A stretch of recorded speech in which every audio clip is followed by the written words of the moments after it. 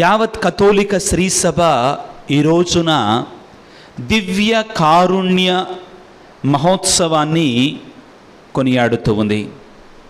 నేను ఇక్కడికి వచ్చిన తర్వాత నాకు తెలిసింది ఏంటంటే, మీరు రాత్రంతా కూడా జాగరణలో ఉన్నారు, దివ్య కారుణ్య జాగరణలో ఉన్నారు అని తెలిసింది. చాలా సంతోషం వేసింది. మీరు చక్కని దివ్య కారుణ్య ప్రభు యొక్క స్వరూపాన్ని అక్కడ ఏర్పాటు చేసుకున్నారు. ప్రియ సహోదరి సహోదరులారా, లోకమంతా కూడా ఏమని చెప్తుందంటే, జ్ఞానం ఉంటే చాలు. ఏముంటే చాలు? జ్ఞానం ఉంటే చాలు, నాలెడ్జ్ ఉంటే చాలు అనుకుంటున్నామండి. చాలామంది ఆధునిక ప్రపంచంలో కూడా బోధకులు బైబిలు జ్ఞానం జ్ఞానం ఏం కావాలి? జ్ఞానం. కానీ మనందరం గుర్తుంచుకోవాల్సింది ఏమిటి అంటే, నాకు ఉదాహరణకి బైబిల్ అంతా తెలుసండి, బైబిల్లో ప్రతి అక్షరం తెలుసండి, యేసుప్రభు మీద భక్తి లేదనుకో, ప్రయోజనం ఉందా? ప్రయోజనం లేదండి.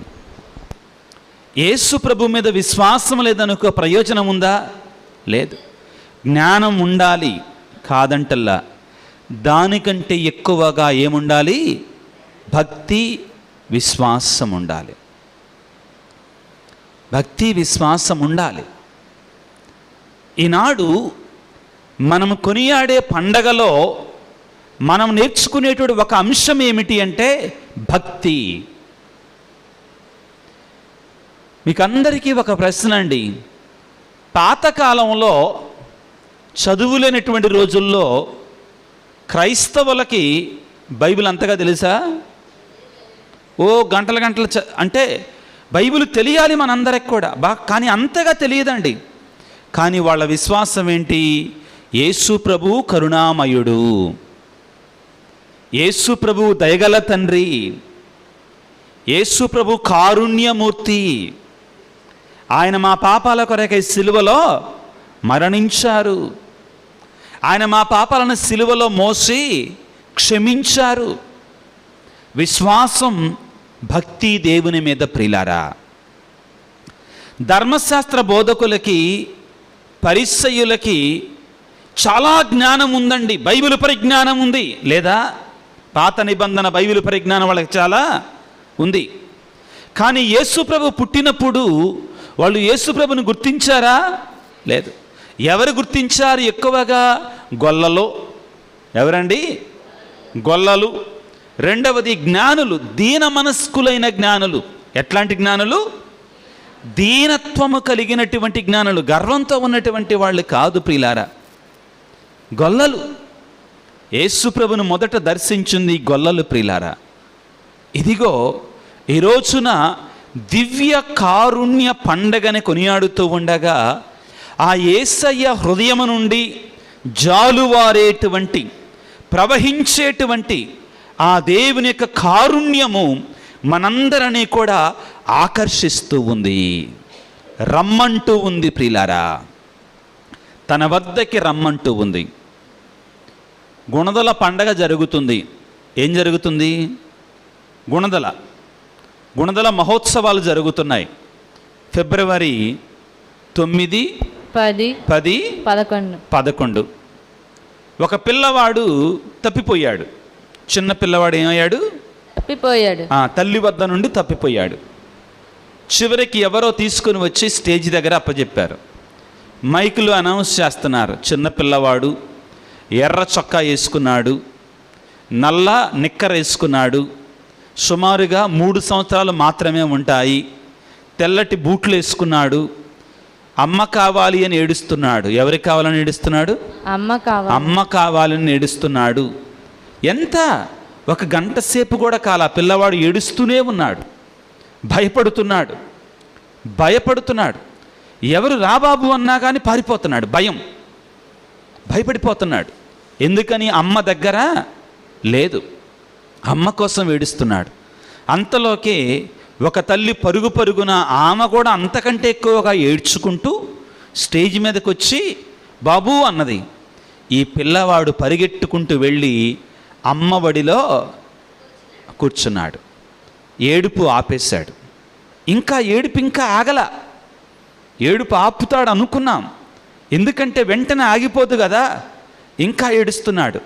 తల్లి అన్నది, బాబు ఏడవకయ్యా, ఏడవ మాకు, నేను వచ్చినా కదా, నేనున్నా కదా అని ధైర్యం చెప్తుంది, శాంతినిస్తుంది, సమాధానంగా ఉండమని చెప్తుంది. పిల్లవాడిలో ఉన్న భయాన్ని ఏం చేస్తుంది? తీసివేస్తుంది. ఈ రోజున మనం చదువుకున్న వాక్యము కూడా అంతే. యేసు ప్రభువుని సిలువ వేశారు, యేసు ప్రభువుని చంపివేశారు. శిష్యులు అనుకున్నారు, మా ప్రభువు, మా దేవుడు, మా రక్షకుడు చనిపోయాడు. వాళ్ళు ఆ భయములో, ఆ ఆందోళనలో వాళ్ళు యేసు ప్రభు అలా లేస్తానన్నాడు కదా, అది మరిచిపోయారు. దాన్ని ఏం చేశారు? మరిచిపోయారు. అప్పుడు యేసు ప్రభు ఉత్థానమై వారి వద్దకు వస్తున్నాడు. యోహాను సువార్త 20వ అధ్యాయము 19వ వచనాన్ని చదువుకుందాం. అది ఆదివారము సాయం సమయము. యూదుల భయముచే శిష్యులు ఒకచోట తలుపులు మూసుకొని ఉండిరి. యేసు వచ్చి వారి మధ్య నిలువబడి, మీకు శాంతి కలుగునుగాక అని పలికెను. హల్లెలూయా, ప్రైజ్ ది లార్డ్, హల్లెలూయా, హల్లెలూయా, హల్లెలూయా, హల్లెలూయా. ఒకసారి యేసు ప్రభు యొక్క దివ్య కారుణ్య పటాన్ని చూడండి. ఆయన చేతులు ఎక్కడున్నాయి? 2 చేతులు ఉన్నాయి కదా. ఒక చెయ్యి ఎక్కడ ఉంది? తన యొక్క హృదయం వైపు చూపిస్తుంది, గాయపడినటువంటి హృదయం వైపు చూపిస్తుంది. మరొక చెయ్యి ఎలాగా ఉంది? ఇదిగో ఈ సింబల్ అనేటువంటిది మీకు శాంతి కలుగునుగాక. శాంతి symbol, the symbol of peace, the symbol of peace. ఇది శాంతికి సంబంధించినటువంటి గుర్తండి. భయపడకుడు, ధైర్యము వహింపుడు. ప్రియులారా, ఆ దివ్య కారుణ్య ప్రభువు ప్రపంచానికి ఇచ్చేటువంటి మొట్టమొదటి వరము ఏమిటి అంటే శాంతి వరము. ఏ వరం అండి? శాంతి వరము. ఈ లోకమంతా కూడా చిన్న పిల్లవాడి వలె భయపడిపోతూ ఉంది. ఒక్కొక్కళ్ళకి ఒక్కొక్క భయం అండి. ఏం భయాలుంటాయి చెప్పండి మనకి? ఏం భయాలుంటాయి మనకి చెప్పండి? బాహుముని నిన్ను రాత్రి ఎవ్వరు లేకుండా ఒక్కదాన్ని నడుచుకుంటూ వెళ్తావా? ఏ? చీకటంటే భయం. మనకి చీకటంటే భయం. అక్కడ ఒక తాసుబాం ఇంతలా ఉంది, బుస్ బుస్ అంటుంది. వెళ్ళి దాన్ని పట్టుకోమంటే పట్టుకుంటావా? కొంతమంది పట్టుకుంటారు, పారిపోతా. భయం ఏంటండి? భయం. ఇంట్లో ఒక్కళ్ళే ఉండాలంటే భయం. అన్నిటికంటే ముఖ్యంగా ఈ ఆధునిక ప్రపంచంలో పిల్లలకి పరీక్షలంటే భయం. ఏమంటే భయం? పరీక్షలంటే భయం. ఒక్కొక్కళ్ళకి ఒక్కొక్క భయం, అన్ని రకాల భయాలు. అన్నిటికంటే ముఖ్యంగా రేపేం జరుగుద్దో, నా పరిస్థితి ఏంటో, శాంతి లేదు, సమాధానం లేదు. ఆధునిక ప్రపంచంలోనట ఈ భయాలు ఎక్కువైపోతున్నాయి అంటండి. స్ట్రెస్ అంటారు కదా, వాట్ ఈజ్ ఇట్? ఒత్తిడి. ఎందుకు వస్తుంది? ఎందుకు వస్తుందండి? ముఖ్యంగా లక్షల రూపాయలు, కోట్ల రూపాయలు సంపాదించేటువంటి కంప్యూటర్ ఇంజనీర్లు ఉంటారు కదా, ఇన్ఫర్మేషన్ టెక్నాలజీలో పనిచేసే వాళ్ళు ఎక్కువ ఒత్తిడికి గురవుతారంటే ఎందుకని? వర్క్ డిమాండ్స్ అన్నమాట. ఏంటివి? Work demands. అదేవిధంగా పని ఒత్తిడి, స్ట్రెస్, భయంలో బ్రతుకుతున్నారు మానవాళ్ళంతా కూడా. ఎవరినన్నా పలికించండి, ఎవరినన్నా పలకరించండి, ఈ భయములో ఉన్న మనందరము కూడా. అన్నిటికంటే భయం ఏంటో తెలుసా? మానవాళికి భయం ఎక్కడ ప్రారంభమైందో తెలుసా? ఎక్కడ ప్రారంభమైంది? పాపము చేసినప్పుడు మొట్టమొదటిసారిగా మానవుడు భయపడ్డాడు. ఎప్పుడు భయపడ్డాడు? పాపము చేసినప్పుడు మొట్టమొదటిసారిగా మనిషి భయపడ్డాడు. బైబిల్లో ఆదికాండం 3వ అధ్యాయం 8 నుంచి 10 వచనాల వరకు మనం చదువుకుంటే ఏముంటుందండి అక్కడ? దేవుడైన యావే ఏదేను మనం నడుచుకుంటా వచ్చాడు. అప్పటి వరకు కూడా, ఆ రోజు వరకు కూడా దేవునితో సంతోషంగా చట్టా పట్టాలు వేసుకొని నడిచినటువంటి, సంతోషంగా తండ్రి పిల్లవాడు, తల్లి కుమార్తె నడిచినట్లుగా నడిచినటువంటి వారు ఈ రోజున దేవుడు వస్తుంటే చెట్ల చాటుకు వెళ్ళి ఏం చేశారు? దాక్కున్నారు. ఎందుకని? ఆ రోజున వారు ఏం చేశారు? పాపము చేశారు. పాపము చేశారు కాబట్టి భయపడటం ప్రారంభించారు. ప్రభునందు ప్రియులారా, ఈ రోజున మనం చదువుకున్నటువంటి వాక్యములో ఏమనుంటుంది? యోహాను సువార్త 20వ అధ్యాయం 19వ వచనంలో, అది ఆదివారము సాయం సమయం, యూదుల భయమొచ్చే శిష్యులు ఒక చోట తలుపులు మూసుకొని ఉండిరి. ఏం మూసుకున్నారు? దాచిపెట్టుకుంటున్నారు వాళ్ళని వాళ్ళు, ఎవరికి కనబడకుండా.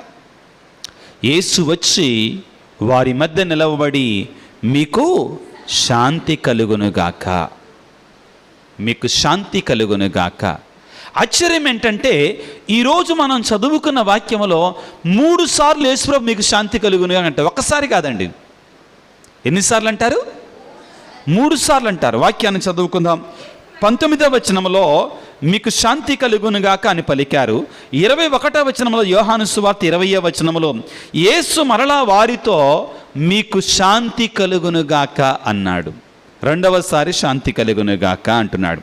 తరువాత 26వ వచనంలో, మూసిన తలుపులు మూసినట్లుండగానే యేసు వచ్చి వారి మధ్య నిలవబడి మీకు శాంతి కలుగునుగాక అని పలుకుతున్నాడు. ఇది అన్నిటికంటే ముఖ్యంగా ఉత్థాన క్రీస్తు దివ్య కారుణ్య ప్రభు లోకానికి ఇచ్చేటు వరం ఇదండి. అన్నిటికంటే గొప్ప వరం. ఏ వరము? శాంతి వరము, సమాధాన వరము.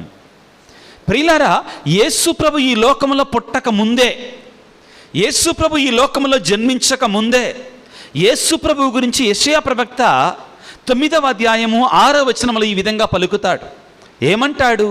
రాబోయేటువంటి దేవుని యొక్క కుమారుడు, పుట్టబోయేటువంటి ఆ దేవుని యొక్క కుమారుడు ఆయన రాజ్యభారమును వహించును. ఆశ్చర్యకరుడు, ఆలోచనకర్త, సమాధానకర్త. ఎవరైనా సమాధానకర్త, సమాధానాన్ని ఇస్తాడు. యెషయా గ్రంథము 9వ అధ్యాయం 6వ వచనాన్ని చదువుకుందాం. మనం ఒక శిశువును జన్మించను, మనం ఒక కుమారుని పడసితిమి, రాజ్యభారం, ఆయన రాజుగా ఉండబోతున్నాడు. ఎటువంటి రాజట? 8వ వచనాన్ని చదువుకుందాం. ప్రభు యాకోబు వంశజులను తన వాక్కును పంపెను,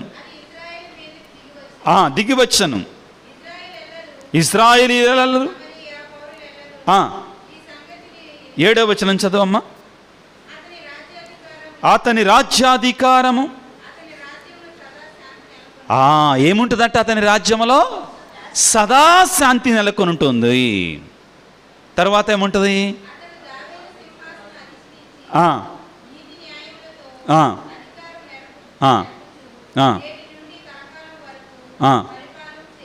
ఆయన రాజ్యమునకు అంతమే ఉండదు.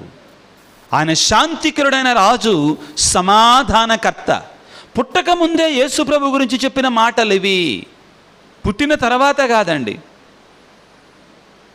మత్తయి శుభవార్త 11వ అధ్యాయం 28వ వచనంలో ఏమని చెప్తాడు యేసు ప్రభు? భారముచే అలసి సొలసి ఉన్న సమస్త జనులారా నా యొద్దకు రండి, నేను మీకు శాంతినిస్తాను, శాంతినిస్తాను, విశ్రాంతినిస్తాను. యేసు ప్రభు శాంతి ప్రదాత, సమాధానకర్త. ఆయన ఈ లోకములో పుట్టకముందే ఆయన గురించి పలికినట్టు మాటలు అవి. ప్రియులకు దేవుని బిడ్డలారా, యేసు ప్రభు పుట్టినప్పుడు ఏమని చెప్పారో తెలుసా? దేవదూతలు ఏమని పాట పాడారు? పరలోకములో దేవునికి మహిమ, భూలోకములో మంచి మనసు గల వారందరికీ శాంతి, శాంతి. అర్థమవుతుందా? ఆ ఉత్థాన ప్రభు మనకిచ్చేటువంటి వరం. ప్రియులారా, ఈ లోకములో నిజమైన శాంతి ఎక్కడా దొరకదండి మనకి, అనుకోమాకండి. డబ్బు కొంటే శాంతి దొరుకుద్ది అనుకోమాకండి. ధనం దొరికితే శాంతి దొరుకుద్ది అనుకోమాకండి. ధనం ఉంటే శాంతి దొరుకుద్ది అనుకోమాకండి. లోకం ఇచ్చే శాంతి వేరుగా ఉంటుందండి. మాయ. ఏంటిది? మాయ. కొద్దిగా సేపు శాంతి ఉంటుంది, తర్వాత బాధ ఎక్కువైపోద్ది. ఏదేనంతే. యోహాను సువార్త 14వ అధ్యాయము 27వ వచనములో అందుకే యేసుప్రభు అంటాడు, నేను లోకంలాగా మీకు ఇవ్వను శాంతిని మీకు అనుగ్రహించుచున్నాను, నా శాంతిని మీకు ఇచ్చుచున్నాను. లోకము వలె నేను ఇచ్చుటలేదు. మీరు కలవరపడవలదు, భయపడవలదు. యేసయ్య శాంతి లోకము వలె ఉండదు. ఎందుకు లోకము వలె ఉండదు అంటే, లోకమంతా మాయతో కూడినట్టు శాంతిని ఇస్తానంటది అంతే. తర్వాత ఏం చేస్తుంది? ముంచి వేస్తుందండి.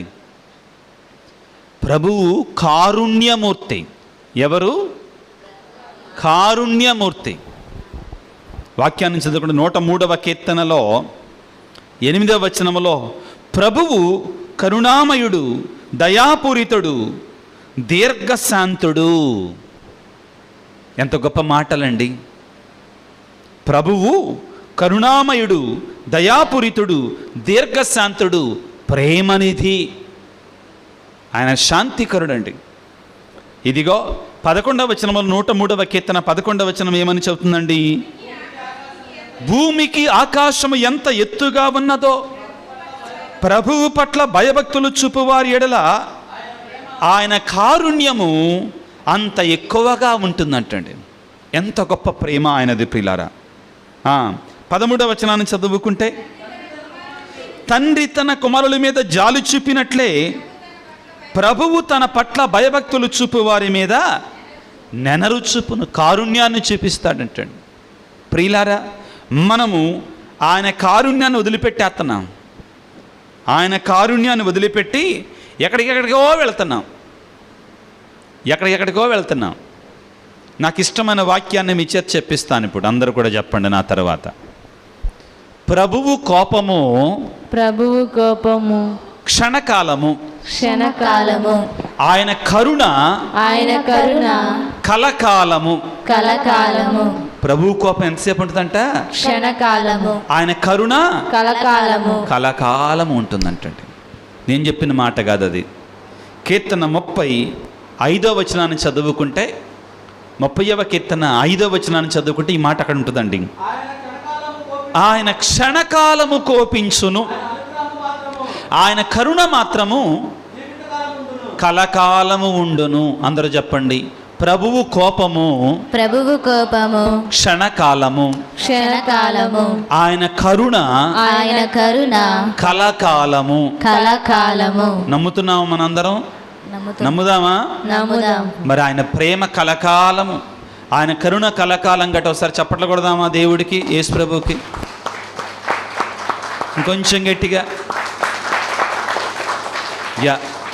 కరుణామూర్తి అయినటువంటి ఆ దేవునికి ఆయన యొక్క కరుణ కలకాలం ఉంటుంది. ప్రియులకు దేవుని బిడ్డలారా, ఈ రోజున మనం దివ్య కారుణ్య మహోత్సవాన్ని కొనియాడుతుండగా ఏం జరిగింది అసలు?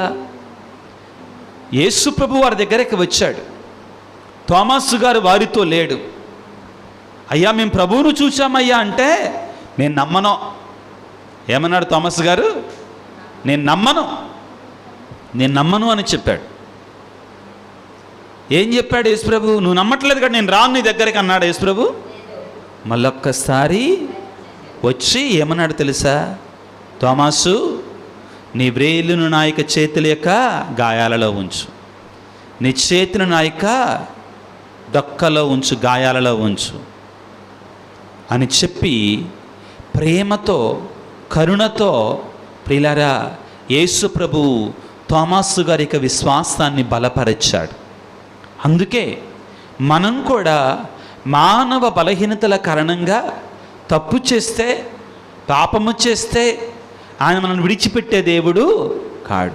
మరలా మన దగ్గరికి వచ్చి మరలా తన యొక్క కారుణ్యముతో మనం క్షమాపణ పొందుకోవాలని, పశ్చాత్తాపం పొందుకోవాలని, ఆయన దగ్గరికి తిరిగి రావాలని దేవుడు కోరుకుంటున్నాడు. 1931 సంవత్సరంలో పోలాండ్ దేశంలో పునీత ఫౌస్తీనా కొవల్స్కా గారికి దేవుడు దర్శనమిచ్చి ఆయన చెప్పింది ఏందో తెలుసా? మానవాళి నా ప్రేమని అర్థం చేసుకోలేకపోతుంది. వాళ్ళకి తెలియజేయి నువ్వు, నేను ప్రేమించే దేవుణ్ణి, కరుణించే దేవుణ్ణి, కారుణ్యము గల దేవుణ్ణి అని వాళ్ళకి తెలియజేయి అంటున్నాడు. మనం చేయాల్సిందల్లా ఏమిటి అంటే ఆ దివ్య కారుణ్య మూర్తి దగ్గరికి వెళ్ళి ఆ కారుణ్యాన్ని మనం పొందుకోవాలి, ఆ కరుణని మనము పొందుకోవాలి. ప్రియులకు దేవుని బిడ్డలారా, అటువంటి కారుణ్యాన్ని, కరుణని మనందరి మీద, సకల మానవాళి మీద కుమ్మరింపచేయమని ఈ పరిశుద్ధ బలి పూజలో ప్రార్థన చేసుకుందాం. తలలు వంచి చిన్న ప్రార్థనలో ఏకీభవించుదాం. సర్వశక్తి గల సర్వేశ్వర, ప్రేమ గల తండ్రి, నీవు అనంతమైనటువంటి కారుణ్యము కలిగినటువంటి దేవుడవు. మానవుల యొక్క పాపములను పట్టించుకుని వాడవు కావు. దేవా, మమ్ము క్షమించు అని నీ సన్నిధికి వచ్చినప్పుడు నీ ప్రేమలో, నీ కరుణలో, నీ దయలో, నీ కారుణ్యములో ప్రభువా మమ్మ మరలా నీ యొక్క ప్రేమతో నింపేటువంటి దేవుడవు నాయన. మానవులం, బలహీనులం, తుచ్చ మానవులం ప్రభువా, పాపులమన్నట్టు మాపైన నీ దివ్య కారుణ్యాన్ని అపారముగా అనంతంగా కుమ్మరింపచేయండి తండ్రి. పాపములను నీ నుండి దూరమైనటువంటి మమ్మల్ని మరలా నీ దరి చేర్చుకో ప్రభువా. నీ కారుణ్యముతో నింపండి తండ్రి, నీ ప్రేమతో నింపండి తండ్రి. నీ ప్రేమ వైపు మమ్మ ఆకర్షించుకునండి తండ్రి. పాపాన్ని విడిచి, చెడుని విడిచి, రాగద్వేషాలను విడిచి, కక్షలు కార్పణ్యాలను విడిచి ప్రేమలో నీ సన్నిధి చేరుకొని నీ కృపను పొందులాగను మమ్మ దీవించమని, ముఖ్యముగా అనారోగ్యముతో బాధపడుతున్న బిడ్డలపై నీ దివ్య కారుణ్య రక్తాన్ని కుమ్మరింపచేయండి. నీ ప్రేమతో మమ్మ నింపమని మా ప్రభు అయిన క్రీస్తు ద్వారా వేడుకొనుచున్నాము తండ్రి. ఆమెన్.